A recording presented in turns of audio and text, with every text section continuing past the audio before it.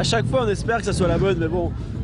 Ça fait 2 ans que je viens, j'ai jamais vu le soleil. Toujours de l'eau, de la neige, de la glace. Mon but c'est d'arriver au bout, quoi. Après on verra bien. Terminer à Gilles-Lallé, c'est toujours bien, quoi. Je me suis un peu plus entraîné, je fais à peu près 4 mois d'entraînement intense. Mais bon, c'est quand même une course très, très particulière. Très particulière, effectivement.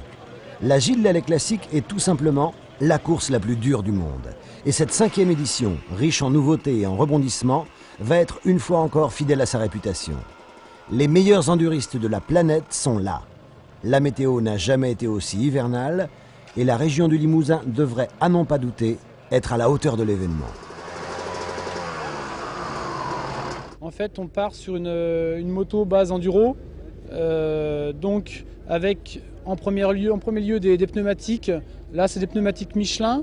On essaye de mettre des bib mousse de façon à avoir une basse pression pour avoir de la bonne adhérence. Un phare qui est quand même la priorité de l'épreuve. Ici, il y a 100 watts de puissance. C'est vrai que c'est assez puissant. C'est une première plaque pour le matin. Ensuite, on en met une deuxième.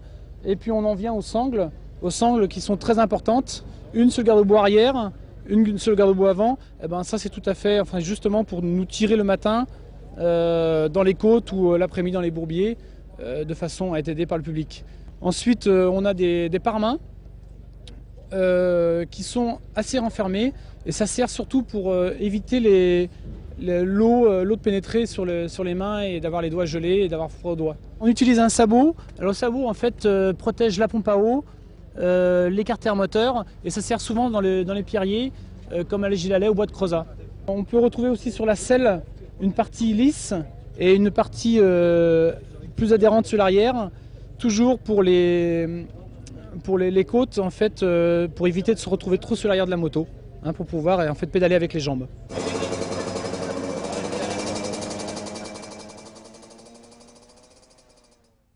Samedi matin, 6 heures.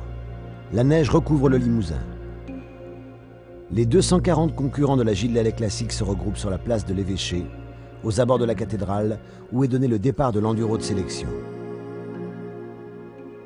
Les visages sont tendus, et même si certains arrivent à esquisser un sourire, on comprend rapidement que la succession de Cyril Esquirol, vainqueur en 94 et 95, va se faire par les armes.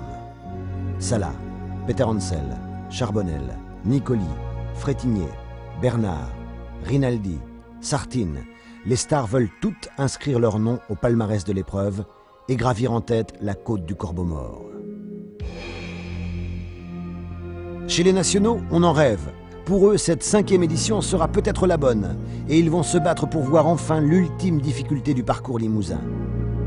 Mais avant cela, il faut se qualifier, passer la sélection et le faire bien, car cette année, le départ de la boucle finale se fera dans l'ordre du classement scratch de cet enduro de sélection. En clair, on ne part plus 25 par 25 toutes les minutes, mais un par un toutes les 5 secondes.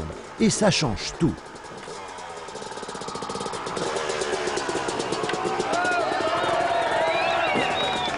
Forza Giovanni! Forza Italia! Sono già stanco!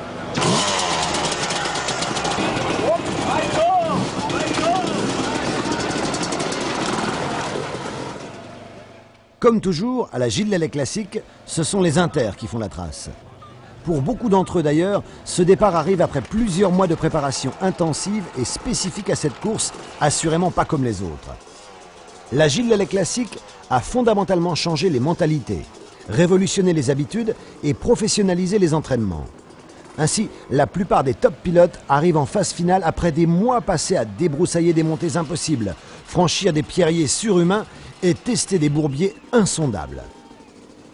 Ils sont là, motivés, enragés, prêts à tout donner et plus encore pour déflorer seuls cette désormais mythique côte du Corbeau-Mort.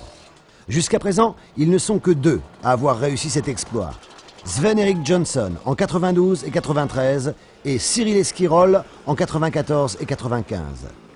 Les Suédois bloqués chez eux pour cause de concurrence de date avec leur championnat national et Cyril blessé au dernier Dakar, c'est donc un nouveau vainqueur qui passera cette nuit la ligne au terme de 6 heures d'effort. Pour quitter Limoges par la route, les organisateurs ont volontairement choisi d'imposer des temps de passage très larges sur le premier contrôle horaire et de prévenir les pilotes, afin que la sécurité soit une priorité. Le rythme est donc assez lent et la mise en jambe se fait dans le calme, avant d'attaquer les premiers passages techniques du parcours de sélection.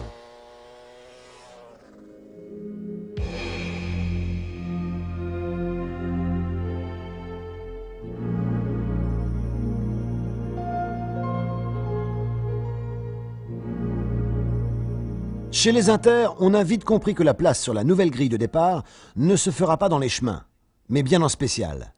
4 chronos au programme, une ligne pour commencer, que tout le monde fera de jour, 2 banderoles, Bourganeuf et Pérat, une mixte à Saint-Junien-la-Brégère. Cette année, il va falloir attaquer et surtout ne pas se contenter d'être dans les 25 premiers scratchs, car tous les pilotes savent qu'à Pérat-le-Château, il vaut mieux être tout de suite dans le bon wagon si on veut espérer finir.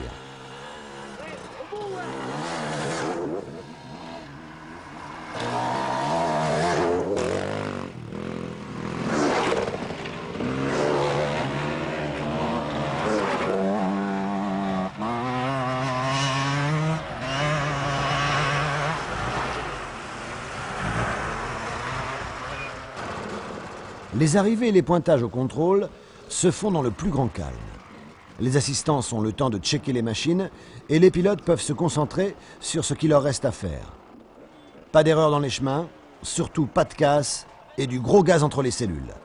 Une attention toute particulière cette année car les routes sont parfois gelées et les chemins restent très glissants.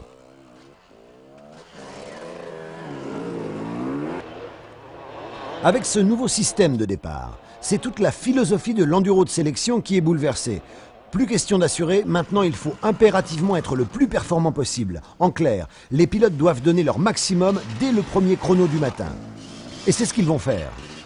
Les organisateurs voulaient d'une part trouver des solutions radicales afin d'éviter, comme l'année dernière, de nouveaux débordements lors de la procédure de départ. Ils voulaient aussi redonner de l'importance à la sélection matinale en responsabilisant les concurrents sur leurs résultats. On peut dire que le message est très bien passé et tous ont apprécié de pointer à l'heure, sans bouchon, sans difficulté infranchissable sur le parcours. Apprécier que le cut ne se fasse que sur les spéciales.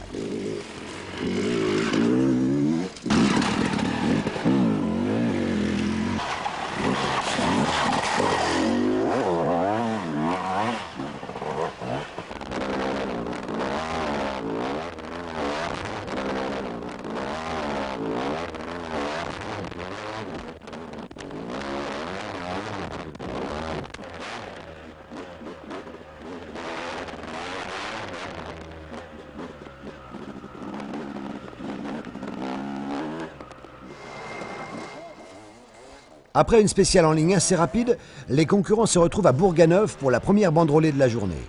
Malgré la neige et une très légère couche de gel, l'adhérence est maximum et les pilotes arrivent à se libérer sur un tracé sans piège. Encore une fois, l'ambiance est à la bonne humeur. On discute, on se concentre, devant les stars ont déjà dicté leurs lois et c'est Mr. Peter Hansel himself qui règle tout le monde jusqu'à maintenant. Propre, précis, hyper vite, il ne tombe pas, place la barre très haut et ne semble pas décidé à laisser quelqu'un d'autre ouvrir la piste cet après-midi.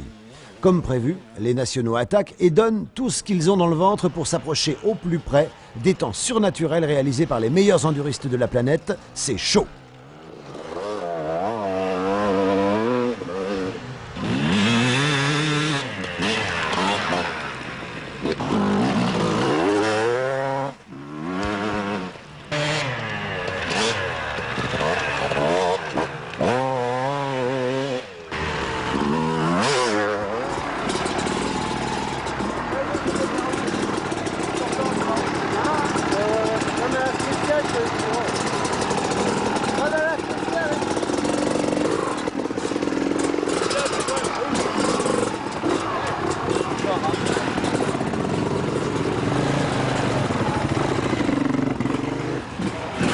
Ça va, les difficultés sont pas trop importantes pour l'instant.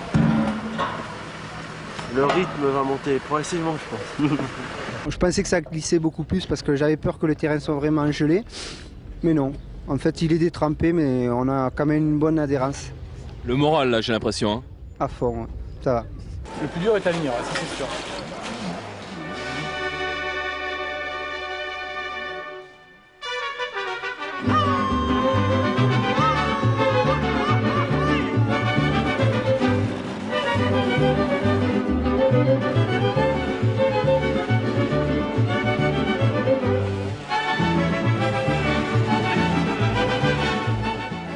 Depuis la création de l'épreuve, l'enduro de sélection a toujours réservé quelques passages un peu plus hard que les autres, histoire de laisser entrevoir à tous les participants quel serait le genre de difficultés qui rythmeront les 6 ravitaillements de la boucle finale. Un amuse-gueule, rien de plus, mais c'est justement là que les mauvaises préparations se paient et que l'expérience vous sauve.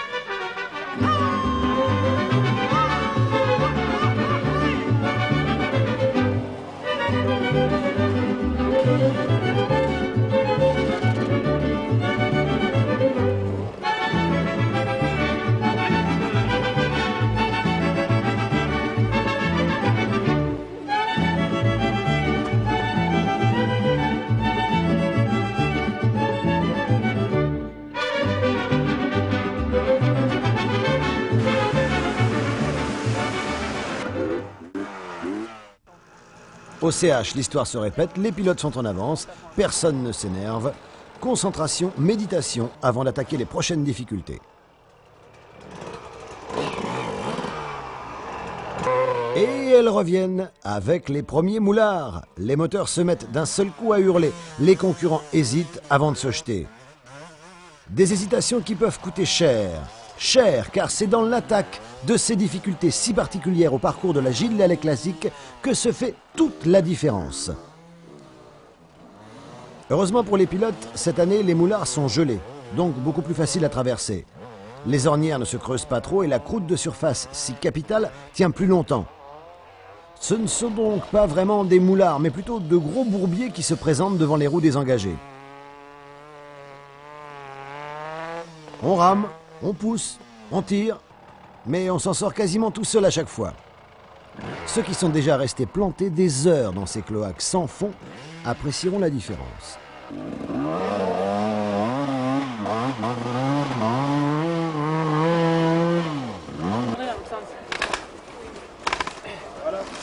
Voilà.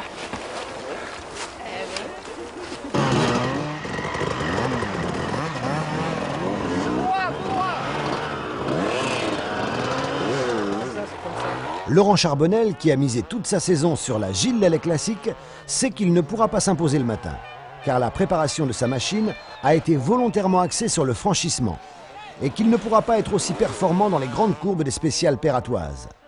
Il sait aussi que Stéphane est quasiment intouchable dans ces conditions de pilotage, et l'officiel Yamaha le prouve après chaque chrono. Seule la 3e spéciale lui échappera pour tomber dans la poche de Frédéric Delettre, un national affûté, parti avec un gros numéro qui passera sur le sec. Les Inter, eux, se trouvant confrontés à une adhérence très précaire due à une trace gelée dans la spéciale mixte, mi-ligne, mi-banderole, de Saint-Junien-la-Brégère. Mais c'est dans celle de Péral-Château que Peter va littéralement assommer la concurrence. Là, il va laisser Charbonnel à plus de 10 secondes et Salah à 15 secondes, confirmant ainsi son leadership. Les grosses surprises, ce sont assurément la 3e place scratch de Serge Nuc derrière Éric Bernard, la perf de Dominique Coste qui place sa 125e et la petite prestation des Italiens. Seul Salah pointe le nez de sa 254e championne du monde dans le top 10. Nicoli, quant à lui, a du mal à trouver ses repères sur sa Husqvarna de temps. Chez les nationaux, la bagarre fait rage, les 60 places seront chères.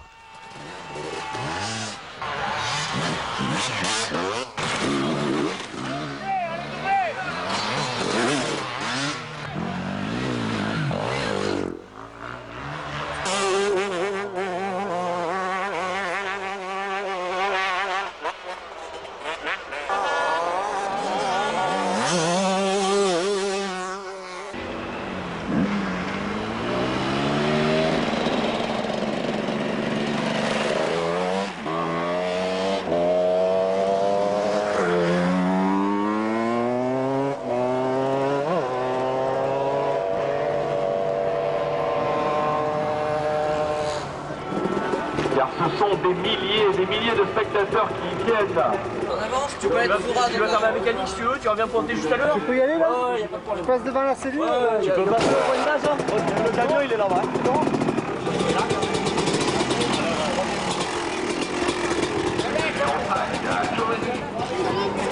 L'anglais, Rob Sarta, le champion d'Angleterre. Après leur dernière spéciale du matin, les pilotes pointent d'abord dans leur temps, puis bénéficient d'un quart d'heure de mécanique supplémentaire afin de préparer au mieux leur machine pour la boucle finale.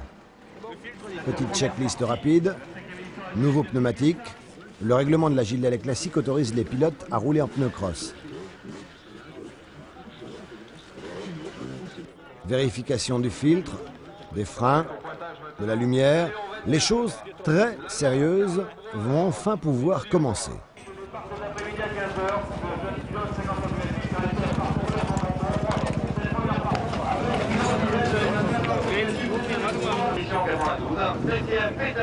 Ça s'est pas trop mal passé, bon, mis à part une spéciale où en fait je tombe. Mais bon, dans l'ensemble, ça va bien. La dernière, je me suis fait vraiment plaisir. Il y avait une multiple trajectoire. Et bon, elle était assez longue, elle faisait à peu près 5 minutes 31, c'était mon temps. Mais bon, j'attends les autres. On n'arrive pas bien à évaluer les difficultés. Parce qu'on a une mauvaise visibilité en fait du terrain, mais bon, je crois que là ça s'est bien passé. Le classement de ce matin va se jouer dans les spéciales. Et ben de mon côté, c'est bien passé. Je suis pas tombé une seule fois. J'ai pas fait de grosses erreurs, je suis pas tombé, ça va. Dans la dernière spéciale, Peter Hansen est parti 20 secondes derrière moi, il m'a rattrapé, j'ai essayé de le suivre, mais de temps, j'ai pas bien l'habitude. Mais enfin, bon, on sait que la vraie course, ça commence cet après-midi. Hein. Il y a 2 ans, le matin, c'était plus difficile. Hein. Enfin, je sais pas, c'est peut-être aussi parce que je l'ai déjà fait, alors je le prends plus calmement, avec les idées plus claires. Cette année, c'est vrai que je le prends avec plus de philosophie et je m'amuse bien. Ce matin, en tout cas, je me suis bien amusé.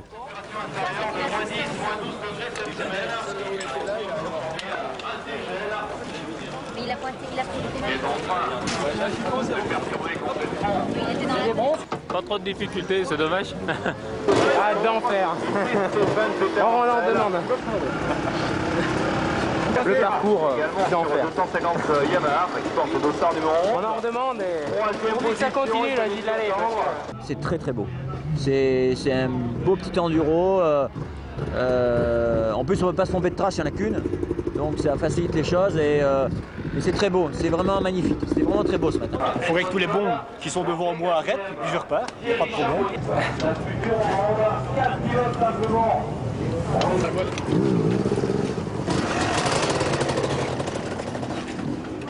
Alors que tout le monde s'apprête à se restaurer, les derniers arrivés bricolent encore ici et là, sous un ciel qui semble vouloir se maintenir.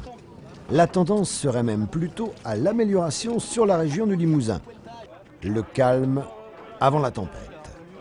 J'espère qu'on va transpirer un petit peu. Deuxième position pour Racing. Derrière lui, avec le numéro 4.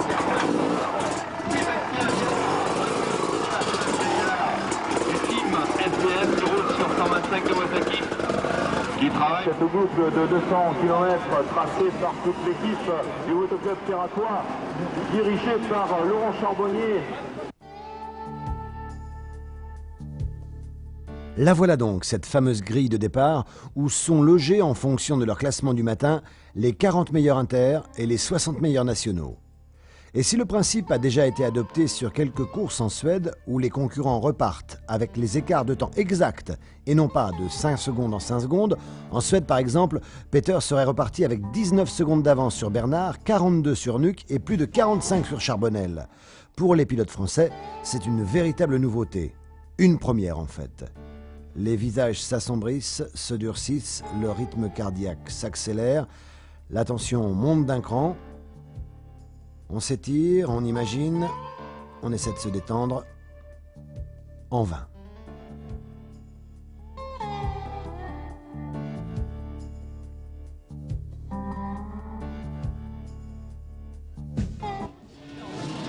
15 h, c'est parti.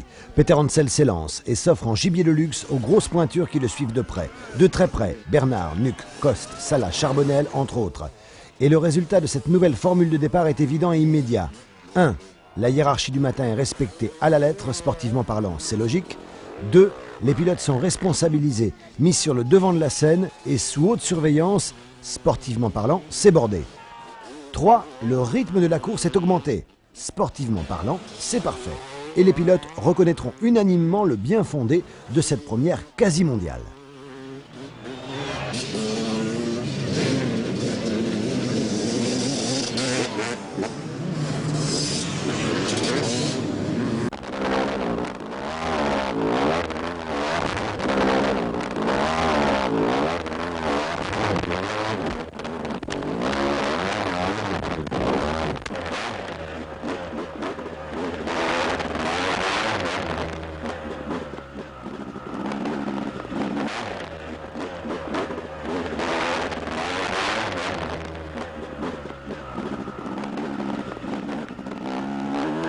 Évidemment, si l'un des 100 sélectionnés avait volontairement coupé le tracé, il aurait été retenu en fin de spéciale par les officiels de course pour un stop and go de 10 secondes. C'est donc un départ parfait qui a rythmé le lancement de la boucle finale de cette 5e édition.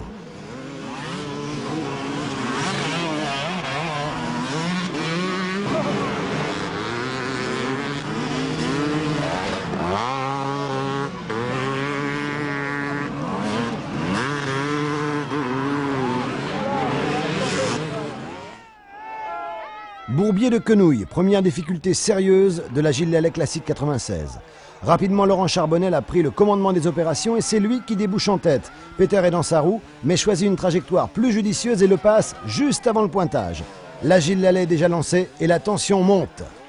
Comme toujours, c'est le sprint du début de course, un vrai rush. Il faut s'imposer parmi les premiers pour ne pas arriver sur des difficultés ravagées. Il faut surtout prendre le temps de regarder où l'on met ses roues. Le public, de plus en plus nombreux chaque année, est en place depuis des heures quand la tête de course déboule à Quenouille. Un public omniprésent et passionné qui va aider tous les pilotes à la sortie de ce moulard. Le premier quart d'heure de course se termine et contrairement à l'année dernière où les dégâts étaient déjà importants dans les rangs des pilotes, les passages se succèdent, les tactiques de course se mettent en place, l'excitation est à son comble.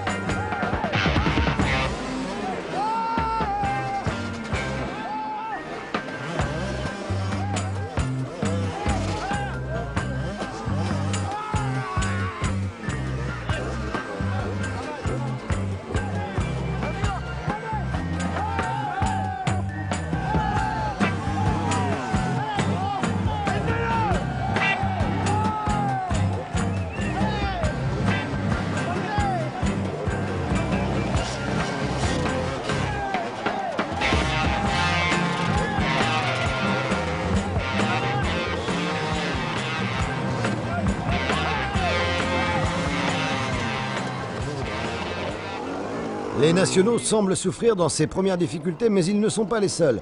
Nicoli est resté planté dès le premier moulard qui s'est présenté sous ses roues, 5 minutes à peine après le départ. Et c'est Kiki Boulet qui l'en a sorti. Arnaldo avouera plus tard que sans lui, il n'aurait certainement pas pu aller plus loin. À Quenouille, c'est le public qui tire, qui pousse, qui sauve les concurrents. On assiste à la mise en place des premières chaînes humaines et les sangles sont de sortie quand il faut. Ambiance Gilles Lelais Classique.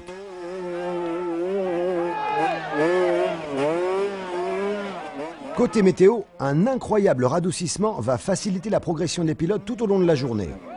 Pourtant la veille, les traceurs ont été obligés de couper certaines portions, car les conditions météo étaient alors très préoccupantes, notamment sur les hauteurs où 30 cm de neige s'étaient abattus sur la région, rendant infranchissable la moindre difficulté.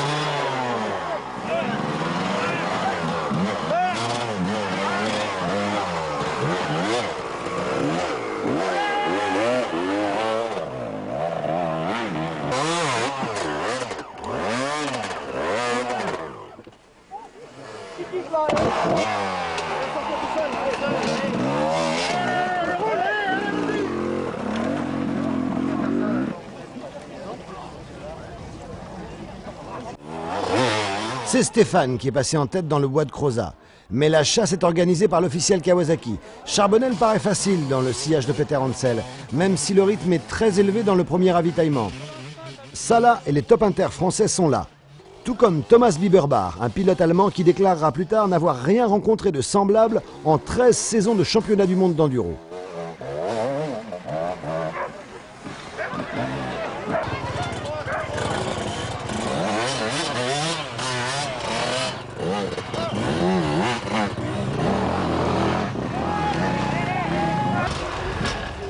Rob Sartine est finalement assez facile en ce début de course, avec Castera et quasiment tout le team Box Racing dans sa roue.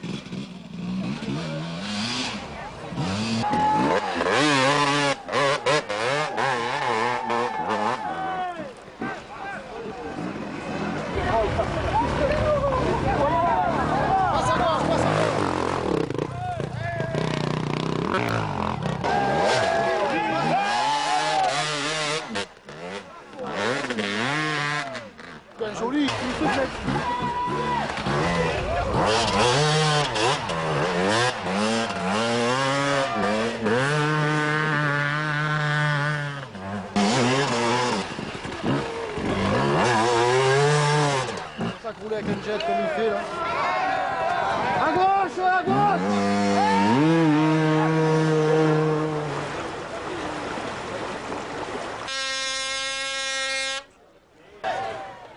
Nous sommes dans le second ravitaillement de cette 5e Gilles Lallet Classique et Peter Hansel est passé au ravitaillement 1 avec 40 petites secondes d'avance sur Nuc et 1 minute sur Charbonnel. Comme le fera remarquer Cyril Esquirol, venu en spectateur privilégié, Stéphane sait ce qui l'attend. Il doit s'économiser s'il veut tenir. Sans commettre la moindre erreur, sans brusquer les choses, il se positionne et continue d'imprimer un faux rythme à la course. Petit à petit, Charbonnel est revenu dans sa roue, mais choisit de patienter derrière la yam officielle. Une option contestable car Roscoe est au top physiquement. Et à ce moment-là de la course, il aurait pu accélérer et partir seul sans que quiconque puisse l'inquiéter. L'année dernière, Cyril avait fait le trou d'entrée. Laurent, lui, préfère patienter. Et les écarts se réduisent derrière les deux hommes. Nuc, Boulet, Salah, Frétinier, Bernard, Biberbach et Nicoli se suivent en moins de 5 minutes.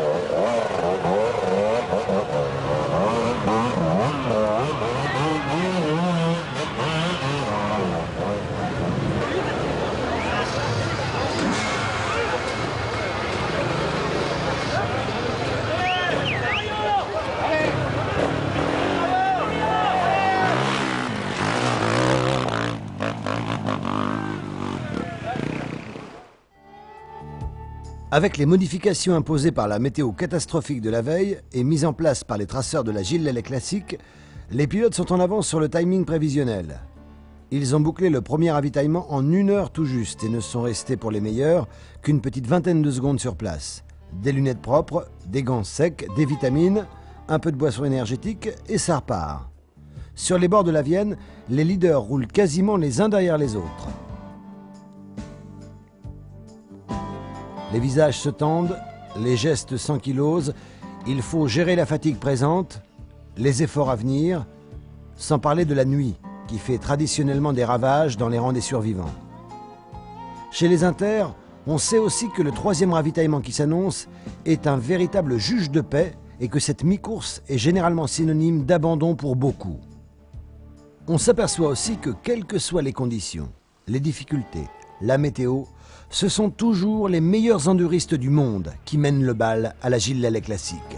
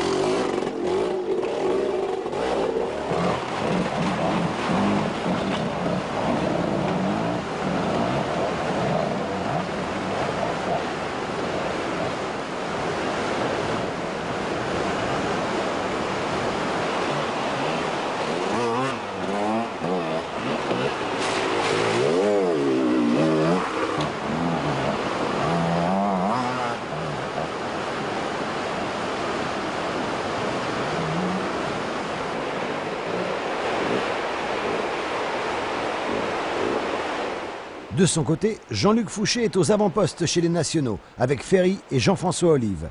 Malheureusement, il ne verra pas la rampe du Corbeau-Mort et stoppera tout au 5e ravitaillement. Ferry, lui, effectuera une fin de course express pour être le premier national à s'imposer en haut du Corbeau-Mort. Avec 8 pilotes à l'arrivée, d'ailleurs, la Gilles Lelais Classique 96 fut assurément une année faste et très exceptionnelle pour les Nationaux.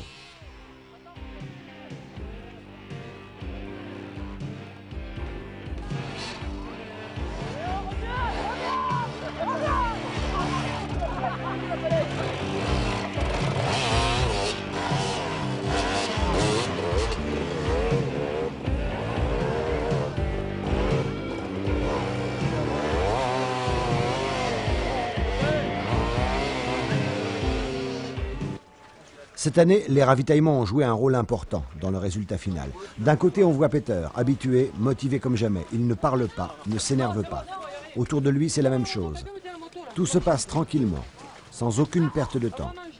Il arrive, se nourrit, regarde ses hommes et repart. De l'autre côté, on voit Serge Nuc, un peu plus excité. Le pilote du team Box Racing a du mal à garder son calme. C'est vrai qu'il est même passé en tête un court instant avant de percuter un spectateur dans une descente et que personne ne l'attendait à pareille fête. Mais la différence entre les deux approches est flagrante.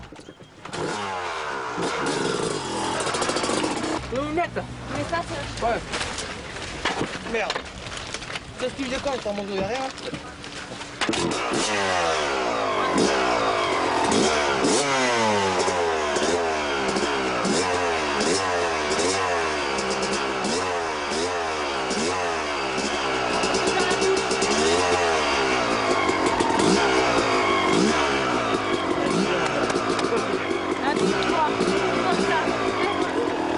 Tu repars devant ça là. Allez, le banc vert.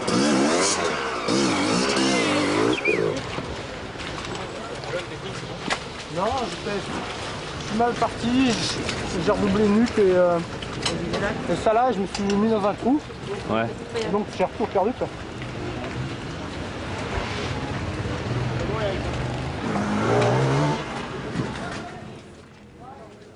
Comme il nous l'avait annoncé avant le départ de la course, Rob Sartin est dans le coup. Il faut dire que ce Gallois dur au mal a quand même signé une 4e place au scratch lors des derniers ISDE, devant Edmondson. Alors, cette année, il découvre la course, mais perd du temps, notamment avec le montage de ses phares. Malgré cela, il reste de marbre.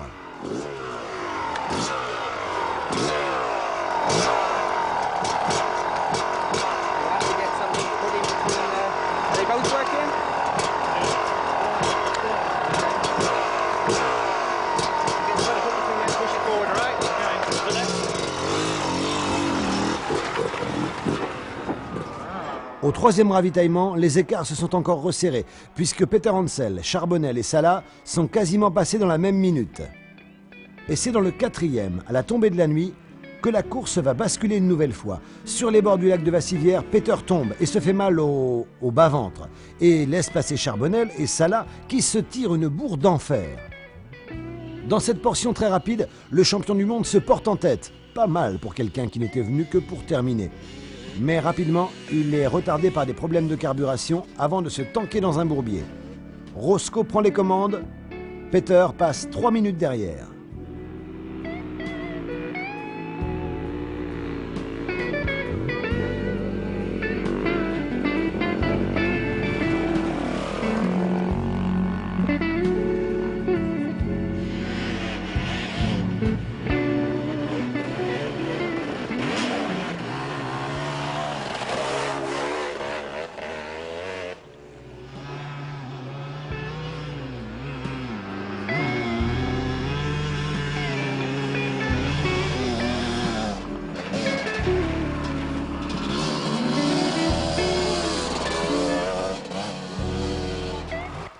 Loin derrière les leaders, même si le nombre de pilotes est encore très important, dans le 3e ravitaillement, on n'en est pas encore tout à fait là et le pierrier des 3 Croix fait souffrir les retardataires. Un pierrier en montée, que les premiers ont avalé sans jamais se bloquer en moins de 10 minutes, suivi d'une méchante grimpette pleine de racines, un passage d'à peine 300 mètres de long, mais qui va détruire le moral de beaucoup de concurrents. Épuisant, typique Gilles Lelais classique.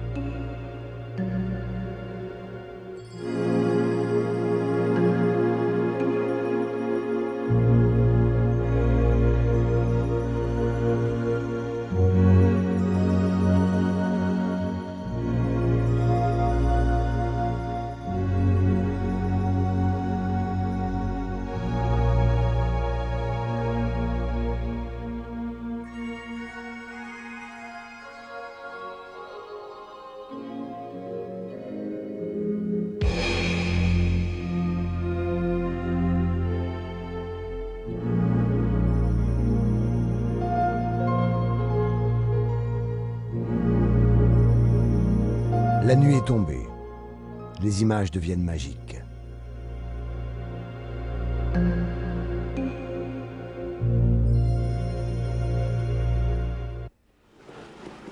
Royère, 4e ravitaillement. Lorsque Laurent Charbonnel arrive, il est immédiatement pris en main par son entourage et chacun sait ce qu'il a à faire. Là aussi, on s'aperçoit que tout ça a été pensé, travaillé, répété avant la course. La Gilles Lelais classique se gagne aussi ici, surtout lorsque les écarts ne dépassent pas les 3 minutes. Peter ne s'affole toujours pas et repart, alors que Giovanni Sala arrive et commence à montrer de gros signes de fatigue.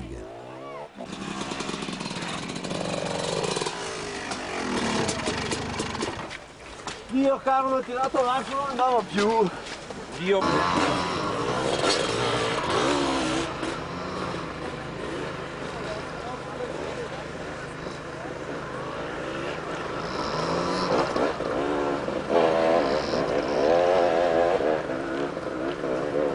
Manetta! Manetta gas! Dai, dai che fate?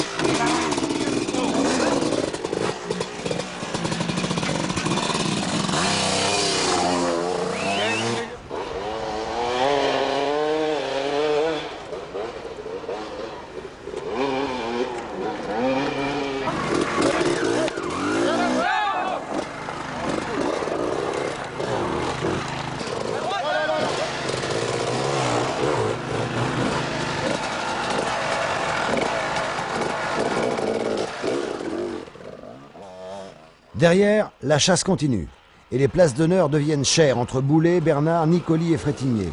Il leur reste 2 ravitaillements pour éventuellement recoller au peloton de tête.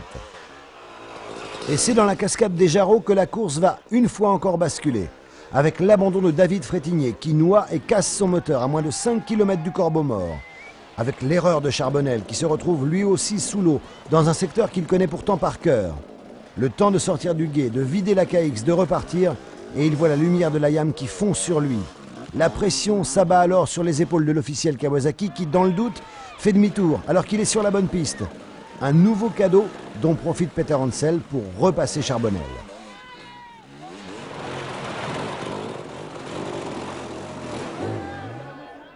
En bas du Corbeau-Mort, on voit soudain 2 lumières sortir de la nuit, quasiment côte à côte. Le final de la 5e Gilles Lallet Classique va écrire une nouvelle page de son histoire. Il se retrouve quasiment épaule contre épaule, porté, poussé, tiré par une foule déchaînée, après près de 6 heures d'efforts, de franchissement, de galère. Un final d'anthologie pour une course vraiment pas comme les autres. Jamais personne n'aurait pu espérer une telle fin entre ces 2 stars. Peter le surdoué, aidé il est vrai cette année par un parcours plus facile, et Roscoe le bosseur qui a misé toute sa saison sur ce rendez-vous et qui ne pense qu'à ça depuis 4 mois.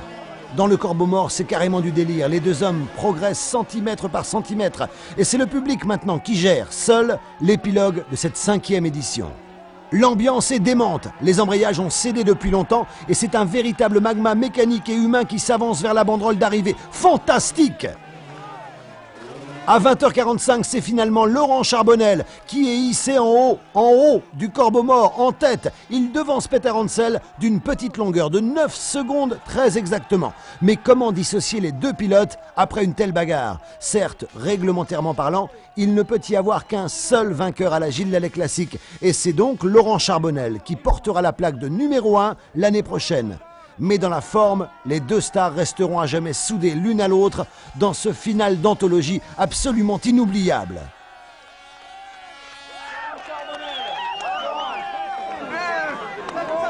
Laurent et Stéphane, venez avec moi, s'il vous plaît. On va faire un peu de balle, le public, on vous laisse 5 minutes. 5 minutes pour le public, c'est un minimum. Pour Charbonnel, il tout. Pour Peter, il tout.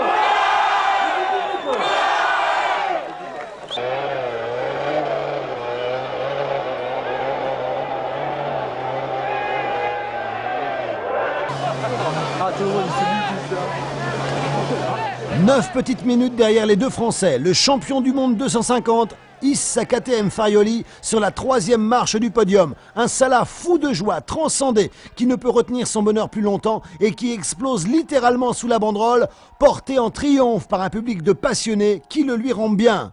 Forza Salah!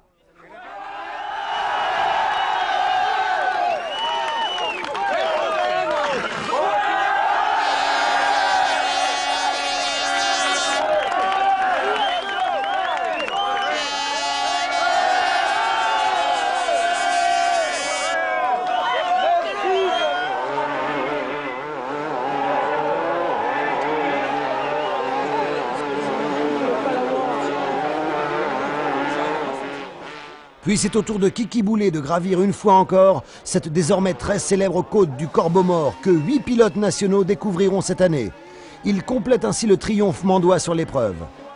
C'est vrai que maintenant, Laurent Charbonnel est le seul pilote à avoir terminé toutes les éditions de la Gilles Lallet Classique et que Christian s'y est toujours montré à son avantage.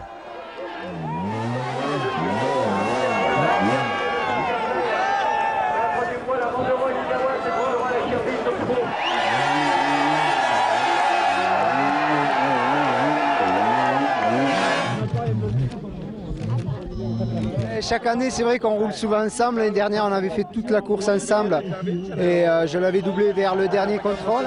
Oui, cette année, on a roulé pareil du début jusqu'à la fin. C'était quand même beaucoup moins dur que les autres années.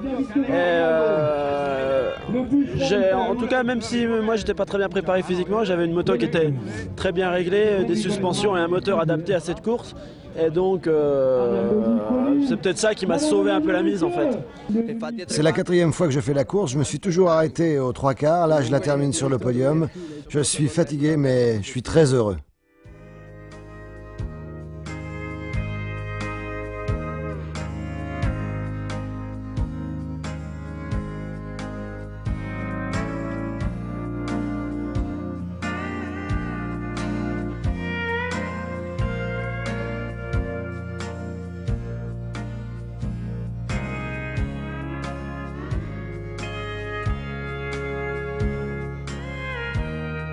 Tout s'est bien passé, on a eu une arrivée en apothéose avec 2 ex-aequo. On ne pouvait pas rêver mieux pour l'instant. Le but c'est qu'il y ait du monde à l'arrivée, tous les pilotes sont contents et il y a eu une vraie course aujourd'hui.